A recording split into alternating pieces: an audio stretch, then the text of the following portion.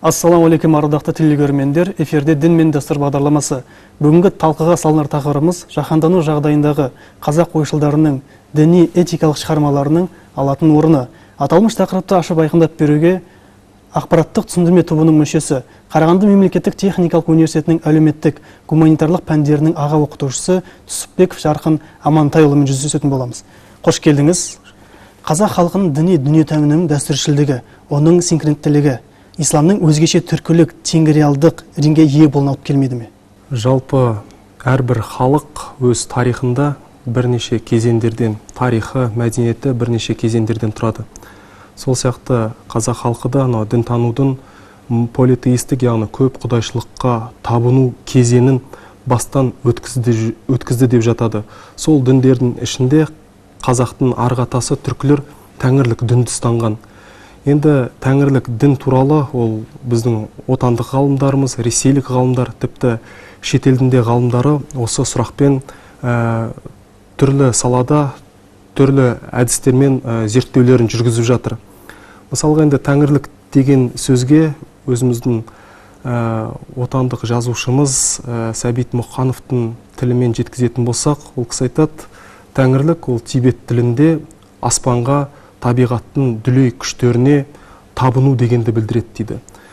Енді кейбір ғалымдар тәңірлікті ол антологиялық, гносеологиялық, демонологиялық, этикалық, яғни бір сөзбен айтқан кезде бүкіл табиғаттың қыр сырын танығаннан пайда болған дүниеге көзқарас деп анықтама беріп жатады.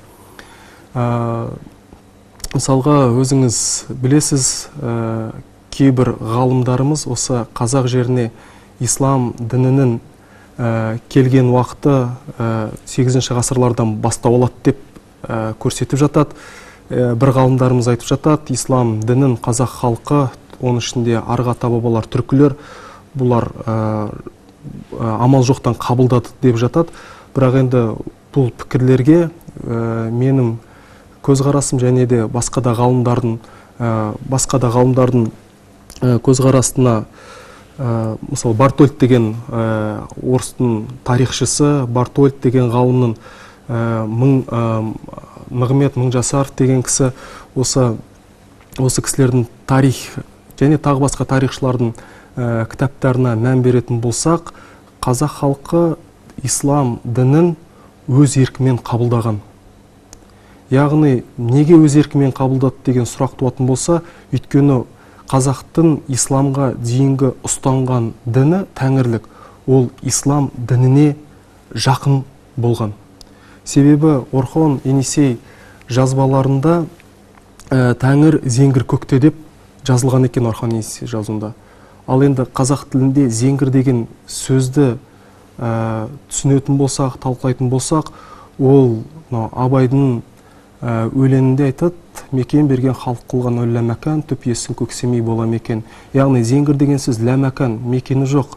Оны адам тануға, адам оған жетуге мүмкін еместей деген тұрғыда жазылса керек. Екіншіден, Күлтегін жазуында төбеден тәңір баспаса, жер қақ айырылмаса, түркі халқын ешкімде қорлай алмайды деген Күлтегінде жазбалар бар екен. Енді осы жазылған дүние ислам дінінде егерде кімде-кім Алланың қамқорында болса, оған ешкімде зиян тигізе алмайды деген тұстарға сәйкес келеді. Тіпті қазақтың Ахмет Үйгенекей болсын, Ходжа Ахмет Яссауи, біздің жырауларымыз болсын, Абай болсын, Шәкәрім болсын, барлықтарының дүние танымдарында Алла деген сөздің орнына тәңір деген сөз сондықтан болар жиі кездесіп жатады. Сосын қазақта тағы бір тамаша мақал бар ғой, 50 жылда ел жана дейді, жаңағы дәстүрдің озығы қалады, тозығы жоғалады деген сөз бар. Сол тәңірлікпен қоса жақсы дәстүр исламмен бүгінгі күні жасап келе жатыр десек болады. Қазақтың дүние танымында, яғни қазақтың салт дәстүрінде, ал дұрыс емес, ақылға қонбайтын дүниелер уақыт өте келе адам өзін істейді, одан бас тартып та жатыр десек болады. Мысалға, жеті атаны білу, мысалға, жеті ата туралы мәселе, бұл теңгрианство дейді, жаңағы тәңірлік діннен сақталған, тәңірлік діннен қалған дүние десек те болады. біздің қазіргі насихаттап жүрген дініміз тәңірліктен кейбір ұшқындары бар. Яғни, егер де ислам діні тәңірліктің кейбір айқын ұштарын өзіне қабылдайтын болса, ол Құранмен, яғни пайғамбардың сүннетіне қайшы келмейтін тұстар ғана. Ислам дінінде өзіңіз айтып өткендей, имам ағзам Абу Ханифа мазхабында қазақ халқы ислам дінін қабылдады. Бүгінгі күнде де осы мазхабтың негізінде исламның мәнісін түсініп жатыр қазақ халқы. Яғни бұл мазхабта егерде дәстүрге, өзіңіз айтқандай, аят пен хадиске теріс тұстары болмаса, оның дінге зияны әлбетте жоқ екені ислам ғұламалары да айтып кеткен екен. Қазіргі таңда интернет желісінде, әлеуметтік желілерде жалпы сопылық жол деген көп ұшқындалып айтылып жатқан жайттар бар. Жалпы сопылық жол дегеніміз не? Жалпы Ходжа Ахмет Яссауидің Дивани Хикмет деген кітабына көз жүгіртетін болсаңыз, сол жерде мынандай кезеңдер бар. Шариғат, тарихат, мағрифат, хақиқат деп аталады. Яғни тариқатқа адам жету үшін ол шариғатты толық біліп меңгеруі керек. Шариғатты меңгерген адам ғана тариқаттың жолына түсе алады. Тариқат дегеніміз ол сопылардың жолы. А сопы дегеніміз кім? Сопы деп біз әлемдік деңгейде танылған Руми, сосын Омар Хайям, біздің елімізден шыққан Ходжа Ахмет Яссауи. Бұлай қарап отқан кезде сопылар кімдер дейтін болсақ, шариғатты түсініп, шариғатты талқылап, әрі қарай кеткен исламды тереңнен түсінеміз деген адамдар десек болады. Мысалға, сопылар туралы тағы Абайдың тамаша бір өлеңі бар ғой. Іштегі кірді қашырса, хақтықтың сөр сәулесі, адамның хикмет кеудесі. Яғни хикмет дегеніміз сыр. Хикмет дегеніміз не? Хикметке кім жете алады? Абайдың өзі айтады. Абайдың философиясында жарым адам, толық адам дейді. Ал сырға ие болған адам толық адам емес, ол толық адамнан жоғары тұратын ол әулие деген адамдар болады да. Әулиелер бұл сырға ие болады. Сонда қазақта тамаша сөз бар да, әулиеге екі дүниенің есігі ашық дейді. Ал енді бүгінгі күні енді өкінішке орай біздің Қазақстанда, қазақ жерінде әулиеміз деп жатады, өздерін псевдо әулиелер, енді бәрін емес, әулиелікке жетудің өзі оңай жол емес екенін Ходжа Ахмет Яссауи, Абай, Шәкәрім сияқты ғалымдардың шығармаларынан байқауға болады. Ғұмар Қараштың өзінің өлеңдер жинағында тентек сопылар деген сөздер жай көп келеді. Одан соң надан шайхтар. Былайша айтқан кезімізде қазіргі таңда шыны керек, надан шайхтар қазіргі өзіміздің жастарымыздың санасын улауда. Енді ислам діні Қазақстан жерінде көптен көп дамып келе жатыр. Енді осы даму бұл экстремизм, терроризмге әкеп соғуы мүмкін бе?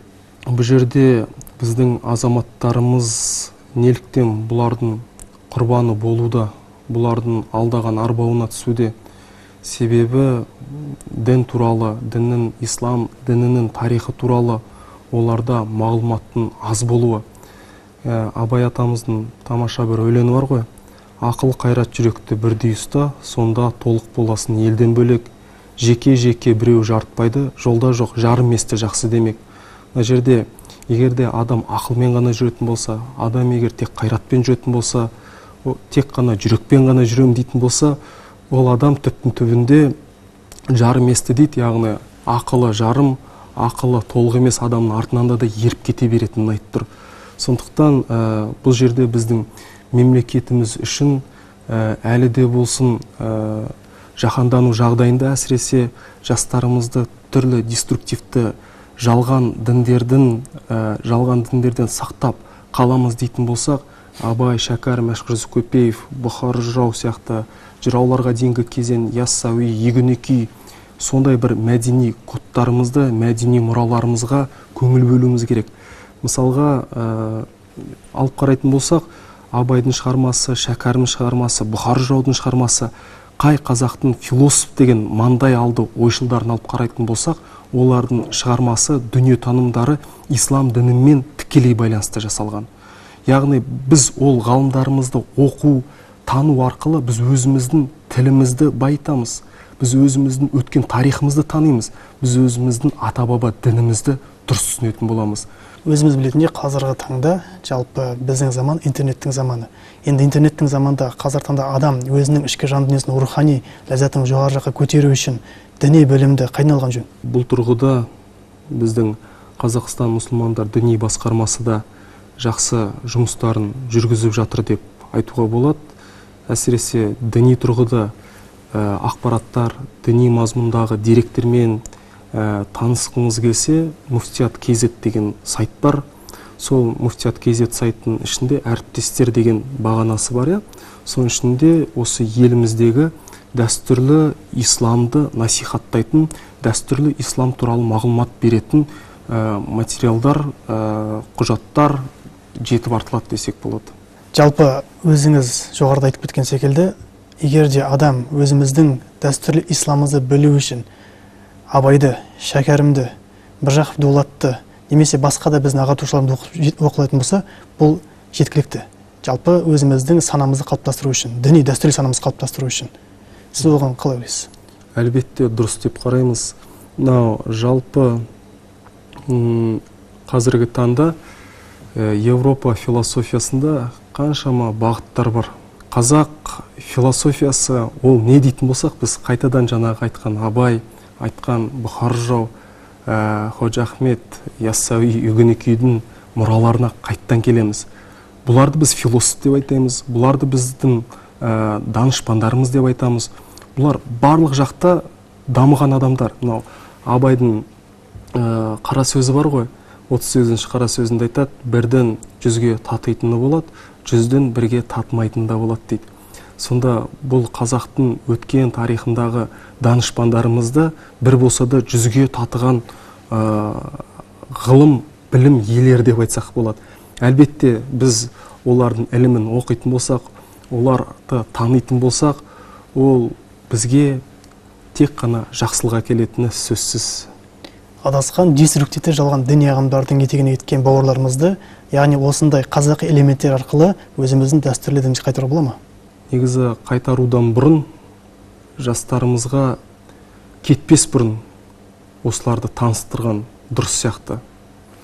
Өйткені деструктивті діни ағымдарға кеткен кейбір отандастарымыз, олардың санасында құйылып қалған қазақ халқына ислам діні кейін ғана келді, ислам деп ұстанған діні ол адасқан дін болды деп өздерінің сондай пікірлері бар. Енді бұл жерде де адам аласы ішінде дейді, әртүрлі адам болады. Біреу сөзді түсінеді, біреу сөзді түсінбейді. Егер де бойында патриоттық сезім болса, отанына деген отансүйгіштік бойында сондай қасиеті болса, әлбетте оларды тану арқылы өзіміздің қатарымызға келер деп ойлаймыз. Жалпы мектептің қабырғаларында өзіңіз білетіндей дінтану сабақтары өткізіліп жатыр. Сол сабақтарда осындай жеткілікті деңгейде өзіміздің ағартушыларымыздың ой пікірлері, тұжырымдары беріледі ме? Жалпы енді мен мектеп бағдарламасы туралы айта алмадым. Енді университет қабырғасында жалпы мемлекеттен жоспар бойынша түседі. Ол былай қараған кезде 7 сабақ қана дәріс болады. Ол сабақтардың өзінде бірінші буддизм, яғни буддизм емес, бірінші дінді түсіндіреміз, діннің методикасын, әдістемесін, діннің тарихи формаларын, сосын әлемдік діндер, ұлттық діндер деп бәрін түсіндіріп жатамыз. Сондықтан кей жағдайда Абай жаңағы айтқан алаштықтар, жаңағы хандық дәуірдің ойшылдары, хандық дәуірге дейінгі ойшылдарды толық қамтып өту мүмкін емес. Уақыт оған тым қысқа десек болады. Елбасымыздың өзінің жолдауында әрбір мемлекетте мемлекеттің тұсында өмір сүріп жатқан адамдарды, яғни халықта өзінің белгілі бір кодтары бар дейді. Жалпы біздің қазақи кодымыз сақтап қалу үшін қандай іс-әрекеттер жасағанымыз дұрыс? Қазақ философиясы өзі бірнеше кезеңге бөлінеді екен. Хандық дәуірге дейінгі кезең. Хандық дәуірге дейінгі кезең бұл Анахарыз, Әл-Фараби, яғни секілді Югенекей, Яссауи, Жүсіп Баласағұн, Мұхаммед Қашқари секілді ғалымдарымыз жатады хандық дәуірге дейінгі кезеңге. Хандық дәуірге жаңағы қазақ халқы өзінің іргесін көтерген 1465 жылдардан бастау алатын кезеңді айтамыз. Бұған Қазтуған жырау, Асан қайғы, Доспанбет жырау, Бұхар жырау секілді Марғасқа жырау, осы жыраулар философиясы жатады. Үшінші кезеңі зар заман кезеңі дейді. Бұл кезеңге Дулат, Мұрат, Шортанбай секілді ойшылдар жатады. Олардың зар заман философиясы, зар заман деп аталуының себебі де қазақ өзінің болмысынан айырыла бастаған заман. Сондықтан бұлардың шығармасы осы зар заман кезеңде тәуелсіздіктен айырылған уақыт, тілінен айырылып бара жатқан уақыт, дінінен айырылып бара жатқан уақыт, осы айырылулар түбінде неге әкеп соғатынын сол кезде олар айтып кеткен екен, яғни футурологиялық көзқарас бар десек болады. Сосын төртінші ол ағартушылық кезең деп аталады. Бұл ағартушылық кезеңнің өкілдері Шоқан Уәлиханов, Ыбырай Алтынсарин, Абай Құнанбайұлы, Шәкәрім Құдайбердиев, Мәшһүр Жүсіп Көпеев, осы зиялыларымыз жатады. Және ағартушылық кезеңнен кейінгі кезеңді бұл 20 ғасырда қазақ философиясы дейміз, немесе алаш интеллигенттерінің кезең десек болады. Бұл заманда Әлихан Бөкейханов, Міржақып Дулат, Ахмет Байтұрсынов, Мағжан Жұмабаев сияқты алаш зиялыларының жәдиттік көзқарасты ұстанған дүние танымдарына байланысты кезең. Сондықтан қазақ халқы ұлттық кодын сақтап қалу үшін жаңағы кезеңдерге дұрыс қарау керек, содан үйрену керек. Мен жаңа бас кезінде айтып өттім, ұлтты сақтайтын, қазақ ұлтын сақтайтын негізі үш қана форма бар. Ол бірінші тіл, дін, діл. Осы үшеуінің бірі жоғалатын болса, түбінде ол ұлттың мәдениеті де жоғалуы мүмкін. Әсіресе діннің орны да бұл жерде ерекше. Жалпы өзіміздің дәстүрлі дініміздің басқа өзгеше ағымдарға ұқсамайтын өзге бір жеке бір тұстары бар. Жалпы біздің ғалым көрермендеріміз негізінен бұл тұстарды біліп жатпайды. Кейбіреулері ислам діні деген кезде 5 уақытты 5 намазбен шектеп жатады. Ал енді ислам дінінің мәнісін Абайдың тағы бір өлеңі арқылы ашатын болсақ, былай дейді: махаббатпен жаратқан адамзатты, сен де сүй, ол Алланы жаннан тәтті. Адамзаттың бәрін сүй, бауырым деп, және сүй осы деп хақ әділетті. Осы үш сүю болады иманы гүл, иманның асылы деп сен тақиқ біл. Ойландағы үшеуін тараттып бақ, басты байла жолына малын түгіл дейді. Бұл жерде ең мәселе не айтып тұр? Адамзатты Алла Тағала махаббатпен жаратты. Ал сенің ол Аллаға деген махаббатың, ол өзіңді қоршаған адамдарға қандай махаббат, қандай жақсы көзқарасың бар, сомен өлшенбек. Яғни ислам дінінің бір ерекшелігі неде жатыр? Ол қоршаған адамды сүю, адамды құрметтей білу. Міне ерекшелігі осында. Мысалға, Қытай халқы қаншама жылдар бойы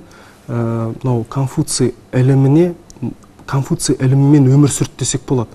Ал Конфуций іліміндегі басты категория ол жоғары адам, яғни жоғары идеальный человек дейді, яғни идеалды адам образын жасау болды. Сондықтан Конфуций мектебін барған адам, Конфуций мектебін бітіргенде Джоу империясы тұсында сол мектепті бітірген адамдар түбінде мемлекеттік қызметтерде жұмыс атқарған. Сонда Конфуций өзінің шәкірттеріне 5 категорияны үйреткен екен. Сол категориялардың ішінде бірінші категория жэн деп аталады, адам сүйгіштік. Егерде адам сүйгіштік деген категорияны адам түсінбей, оны қабылдамай жатса, басқа категорияларды оқып, таныптың да қажеті жоқ деп жатады екен. Жарқын Амантайұлы, қойылған сұрақтарға өзіңіздің ұшқыр әрі терең ойларыңызбен бөліскеніңізге сізге мың да бір алғыс. Эфирде болған Дін мен дәстүр бағдарламасы амандықта жүздескенше сау сәлеметте болыңыздар.